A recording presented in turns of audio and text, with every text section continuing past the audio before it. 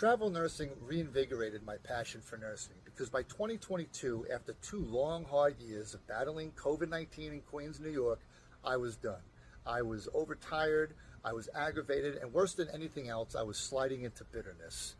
And I think part of it was I was fighting a war on 2 fronts. I was treating patients who were suffering from this unknown Chinese virus, especially in 2020, and I was going home to my hot pregnant wife, who then gave birth to our newborn daughter. So I was worried about infecting them.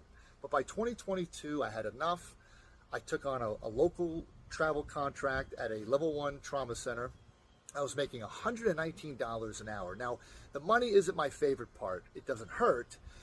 But even as the rates went down, my favorite aspect, that which reinvigorated my passion for nursing, was feeling like an independent contractor, because I could go to a hospital, clock in, work my butt off, and clock out. And when I clocked out, I was as mentally, emotionally, spiritually as far away from the hospital as possible. It's politics, everything. And I typically renewed my contracts, but if I grew tired of a place, I left. And as a caveat, a perk to travel nursing, you work with so many different nurses and physicians and PAs and NPs and CNAs than you could have ever worked with at one place. You build alliances, friendships, and you learn also that hospital policies that you thought were like universal law change from facility to facility. For example, in most hospitals, if you hang a blood product and it's not on a pump, you're out of there. But at some facilities, it's okay, depending on the rate. Different hospitals have different ways of checking troponin. One facility, believe it or not, forbade the nurses from putting in Foley catheters. And at one place, there was a port access nurse. I guess she did like the 10-minute module training online, and only she could access ports. Funny story, there was a port she couldn't access. She asked me to do it.